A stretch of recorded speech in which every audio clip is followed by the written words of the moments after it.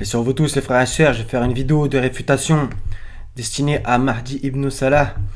Donc, concernant sa vidéo, attention, la secte coraniste veut faire disparaître l'islam du 30 octobre 2018. Donc, premièrement, moi, je suis pas coraniste, que les choses soient claires, même si, bien entendu, je suis pas la sunna. Donc, rien que le titre, déjà, veut faire disparaître l'islam, en vérité, on s'est capté, c'est le sunnisme. Donc, on va regarder plein de choses. Je vais utiliser tes sources, par exemple, Riyad al-Salihin, par exemple, El-Muwatta, Bukhari et d'autres livres, on va dire, qui défendraient soi-disant ce que tu penses. On va t'écouter et après je vais te répondre.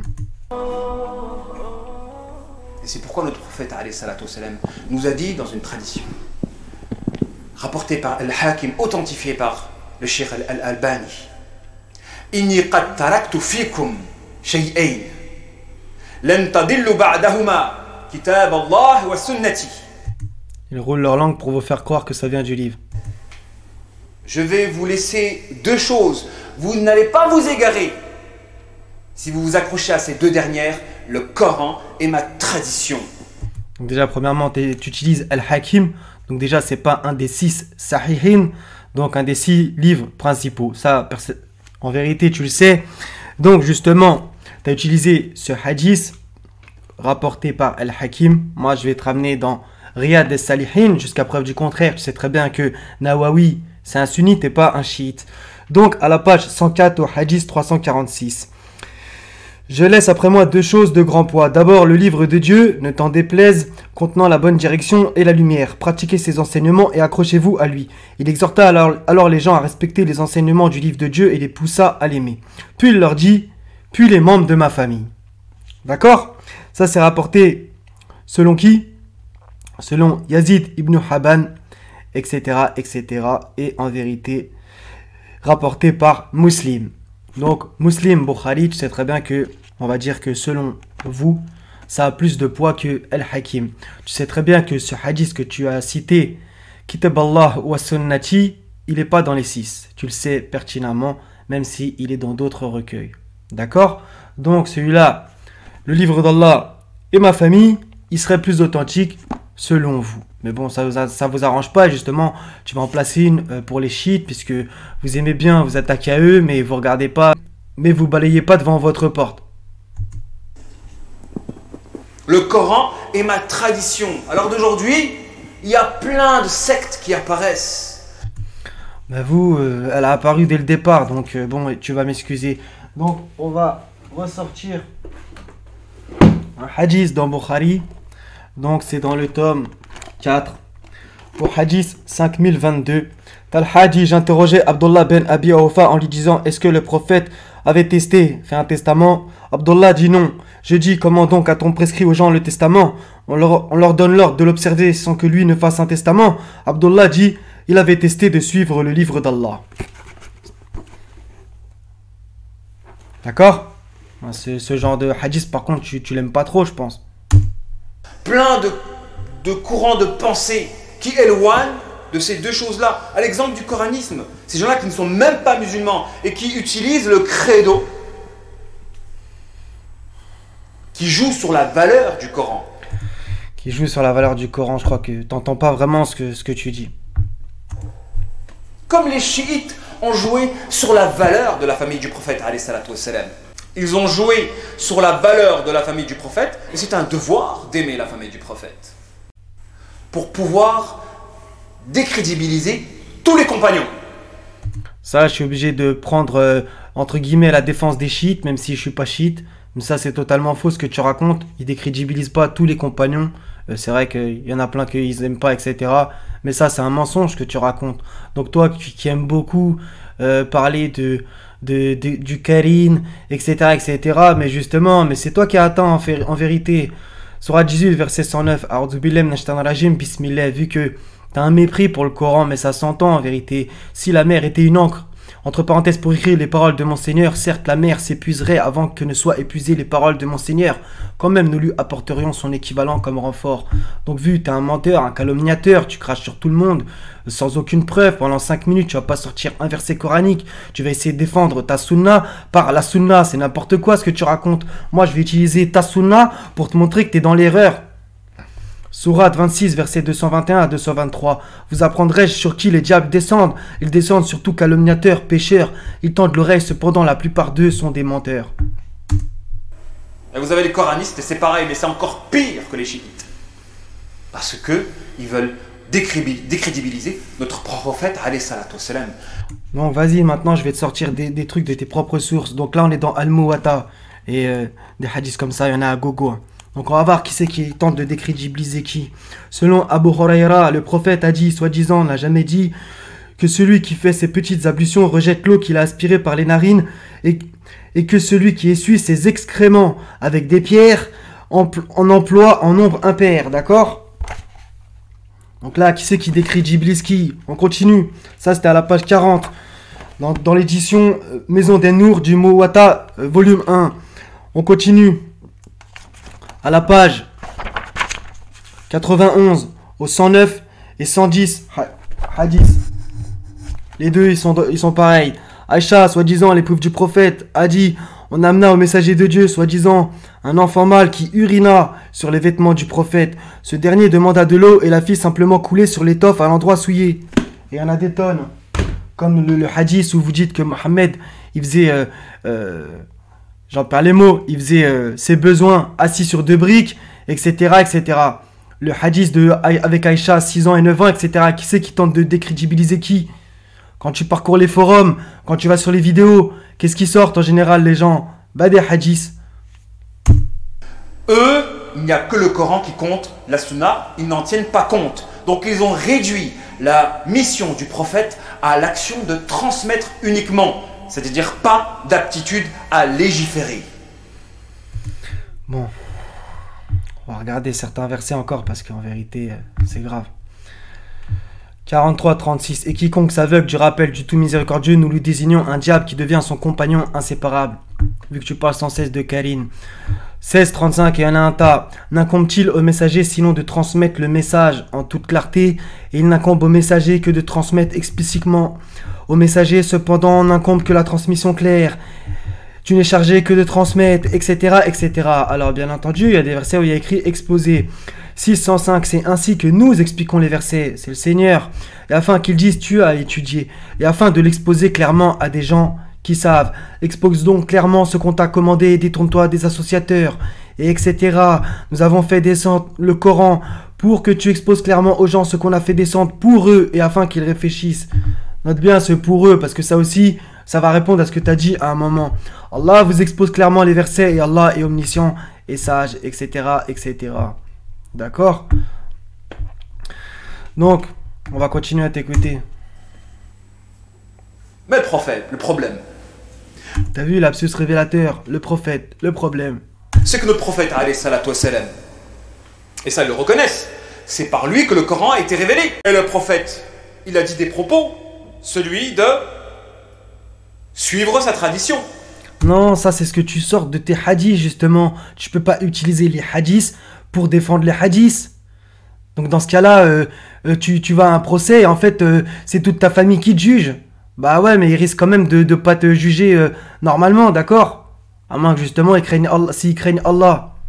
Donc si tu serais honnête intellectuellement, tu essaierais de prendre le Coran pour essayer de défendre la sunna qu'on attribue à Mohammed. Mais t'arriveras pas. T'arriveras pas. Il y en a un tas des livres. Les coranistes.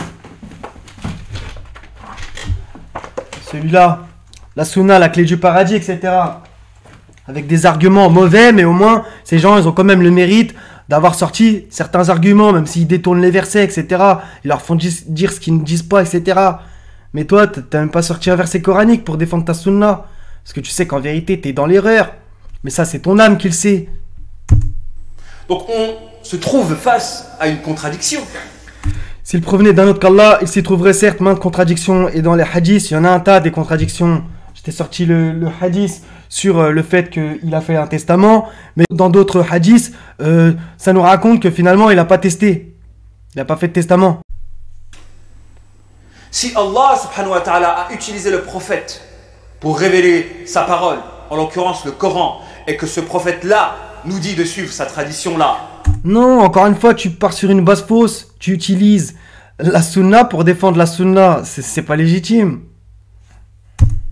Les coranistes se trouvent face à une contradiction, à savoir que la personne qui a transmis la parole d'Allah subhanahu wa ta'ala n'est pas honnête.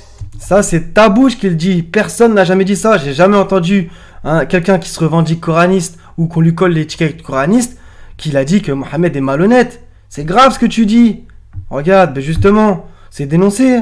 Tu crois quoi? Justement, là, après, on va aller regarder un verset important. Parce que soi-disant, c'est... Bref. 33-57. Ceux qui offensent Allah et son messager, Allah les maudit ici-bas comme dans le delà et leur prépare un châtiment avilissant. Donc raconter pipi caca sans cesse dans les hadiths, c'est pas une façon d'offenser. Et là, tu vas pas oser. Ta bouche, regarde ce qu'elle a dit. Et tu vas le redire en plus. Puisqu'il impose le suivi de sa tradition, alors que c'est seulement le Coran qui doit être révélation. Et ça implique quoi? Comment ça, qui doit être? Qui est? Mais justement, ce que tu viens de dire, ça parle beaucoup. J'ai un livre comme ça. Donc, les coranistes, que j'ai déjà réfuté par la grâce du Seigneur. Ainsi, la sunna du messager d'Allah explique ce qui est ambigu et détaille ce qui est résumé. C'est une grosse blague. Comment ça, ambigu? C'est le livre au sujet duquel il n'y a aucun doute, etc., etc. Un exposé détaillé de toutes choses. Donc ça... Vos livres, dès la première page, c'est des conneries. Étant donné que le noble Coran, ils osent mettre le noble pour en fait cracher dessus mieux. Étant donné que le noble Coran avait besoin, je l'ai mis en vert carrément, de la sunna pour l'expliquer et le détailler. Il fallait que celle-ci soit une révélation d'Allah à son prophète. Donc la sunna est une révélation divine.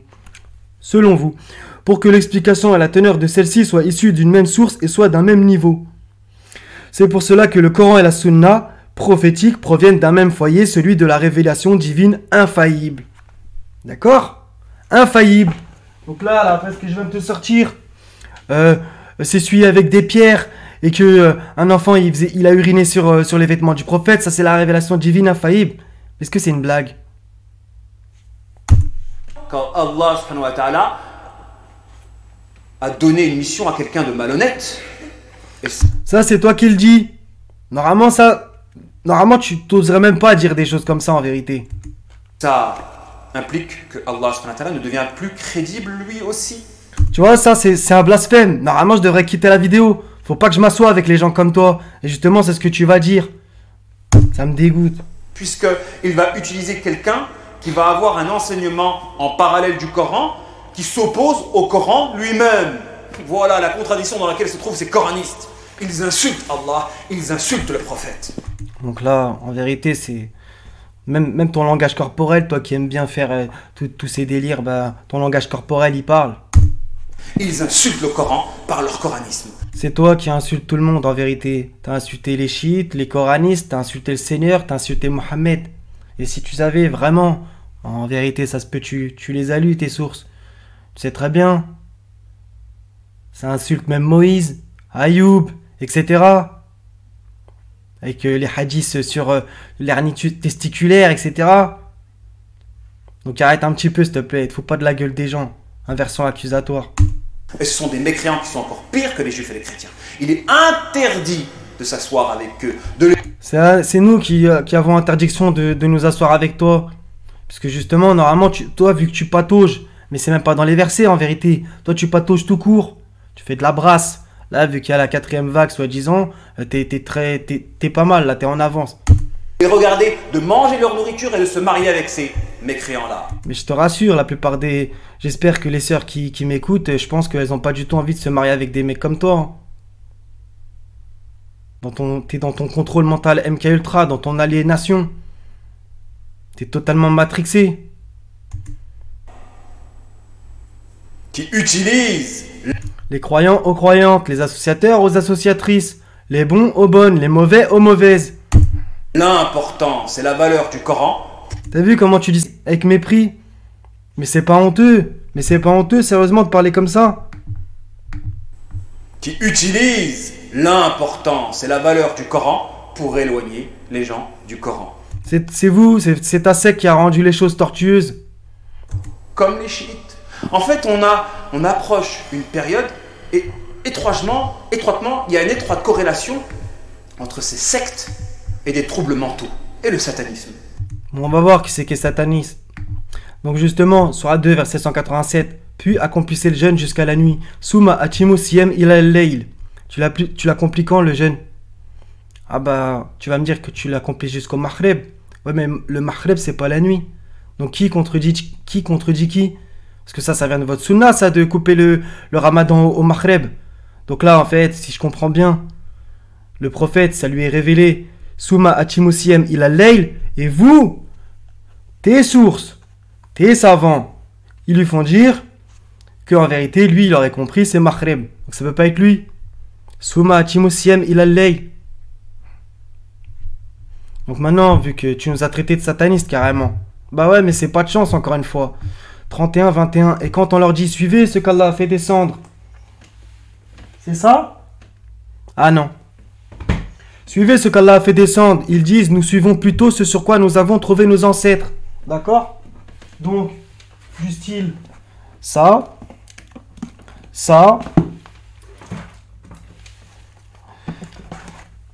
etc. Tout, sauf ce livre que tu as méprisé à maintes reprises dans ta vidéo horrible. Quand on leur dit suivez ce qu'Allah a fait descendre, ils disent nous suivons plutôt ce sur quoi nous avons trouvé nos ancêtres. Est-ce donc même si le diable les appelait au châtiment de la fournaise? Ah, c'est qui les satanistes alors? Bah toi t'en es un beau, hein. Le diable, il rêve d'écarrer les croyants moyennant des groupes. Mais c'est vous qui avez fait une scission avec le chemin du messager. Le Coran lui est descendu, il y a juste à le suivre. Et vous avez dit non, il faut toute une bibliothèque. La ilaha illallah. Ceux qui émettent leur religion et se divisent en sectes, de cela tu n'es responsable en rien. Leur sort ne dépend que d'Allah, puis il les informera de ce qu'ils faisaient. C'est plus facile pour lui d'égarer les musulmans par la constitution de sectes. Et nous traversons cette époque de la fin des temps où les sectes abondent. Non mais ça c'est pas de la fin des temps, ça c'est même dans vos hadiths. Le délire de oui, il y a 73 sectes en islam, mais il y en a tous dans le feu sauf une de sauvée. Donc s'il te plaît, t'es encore une fois très mal placé. D'accord? Bon.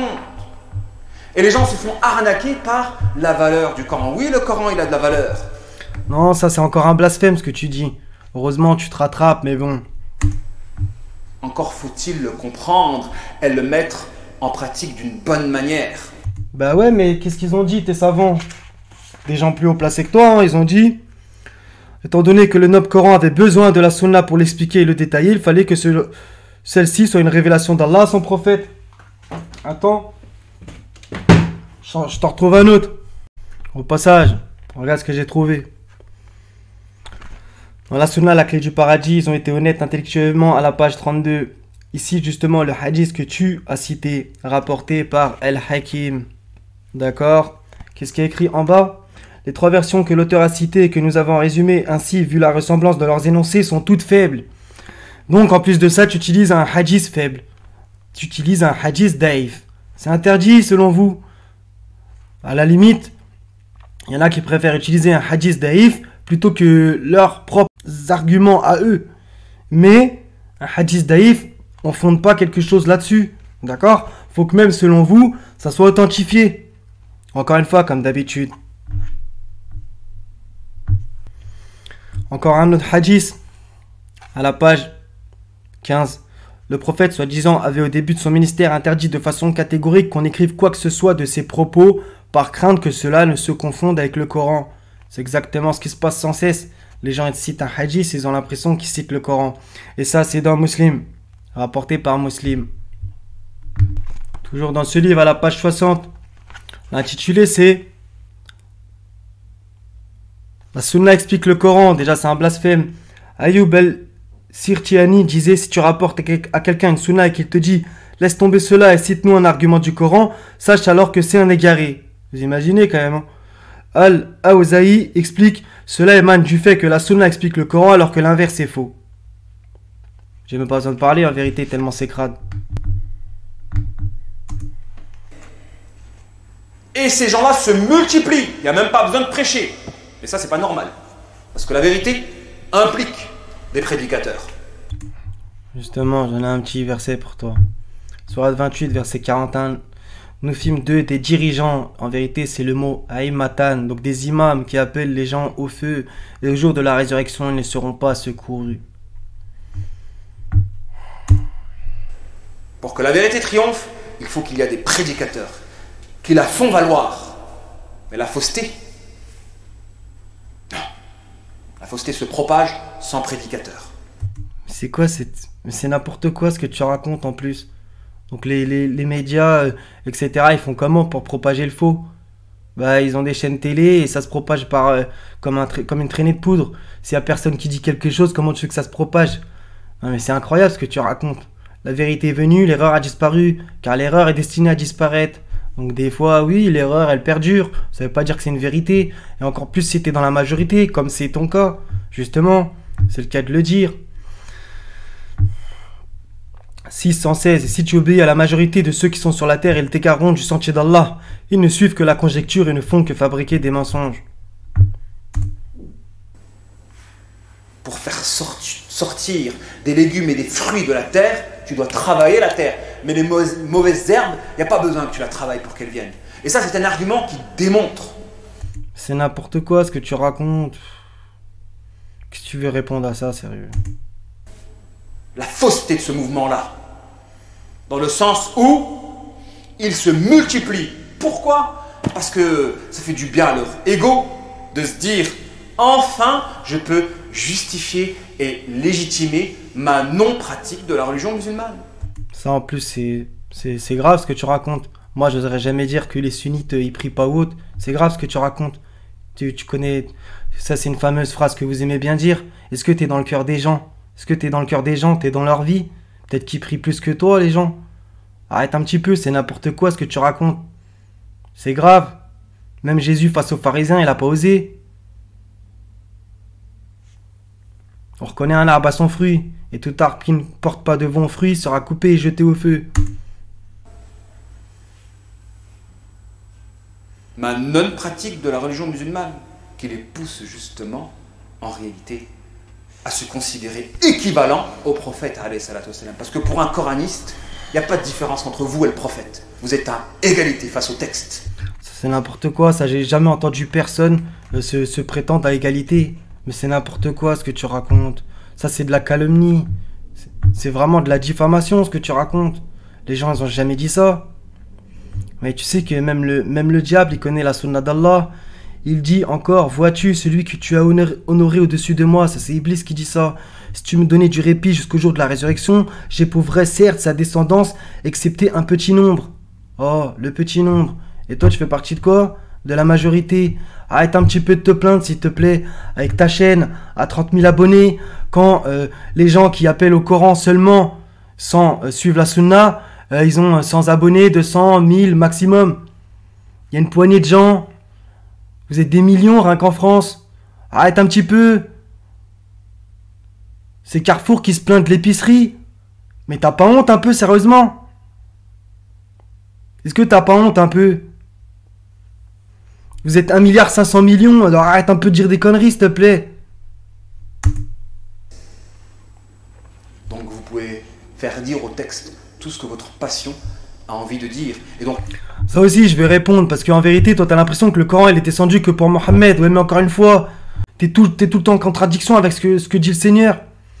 68, 52, et ce n'est qu'un rappel adressé au monde. Adressé au monde. Il est descendu sur Mohammed en premier, oui, mais il est adressé au monde. Et à son temps, il était descendu pour Mohammed et pour son peuple. Arrête c'est n'importe quoi ce que tu racontes. Le Coran, bah, il est pour nous tous. C'est vous qui l'avez pris en otage, justement.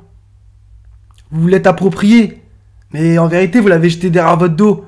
Et devant, en façade, vous avez mis Bukhari, Muslim, etc. Donc arrête un petit peu ton cinéma, là. 24, 34. Nous avons effectivement fait descendre vers vous des versets clairs. Vers vous. Donnant une parabole de ceux qui ont vécu avant vous. Et une exhortation pour les pieux. Et il y en a plein d'autres. Il n'existe plus un islam, mais il va exister autant d'islam qu'il existe de lecture du texte. Tiens, ben le Coran, c'est la lecture, justement. Ne t'en déplaise, Ikra.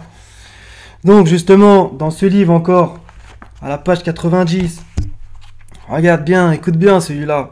Ibn Aouf a dit, celui qui meurt en étant attaché à l'islam et à la sunna, nous lui prédisons le plus grand bien. À l'islam et à la sunna. Qu'est-ce que tu fais avec ça? Qu'est-ce que tu fais? Là, la phrase comment est tournée? L'islam et la sunna. La sunna est à côté, en dehors de l'islam. Basta. Il y a tellement d'hérésie, c'est quand même incroyable. Ceux qui espèrent, Ayoub a dit encore, ceux qui espèrent la mort des gens de la sunna veulent étendre de leur bouche la lumière de Dieu. Mais ce mouvement-là, il fait le sourire des ennemis de l'islam, puisque si les musulmans n'ont plus d'identité propre et définie, ils n'ont plus de force. La hawla wa la quwwata illa billah. D'accord? C'est incroyable ce qu'il raconte. Ils ne triompheront pas, et c'est un mouvement qui va être mis en avant. Certes, moi, mes messagers, nous triompherons. Donc, si tu penses que le message que le Seigneur il a fait descendre sur Mohammed, il va pas triompher, fais attention, mon ami. Et on a le devoir de lutter contre eux et de promouvoir la vérité en les réfutant. Bah, 5 minutes 49, t'as rien réfuté du tout. Rien réfuté. T'as diffamé, calomnié. En vérité, t'as même méprisé le Coran. T'as dit même Mohammed et le Seigneur aussi. C'est quoi cette vidéo que tu nous as sortie là, sérieusement? C'est quoi cette vidéo? C'est incroyable. Tant que faire se peut. Ouais, tant que faire se peut. Voilà les frères et sœurs, donc soyez bénis. Wa salamun ala al-mursalin. Walhamdulillahi rabbil alamin.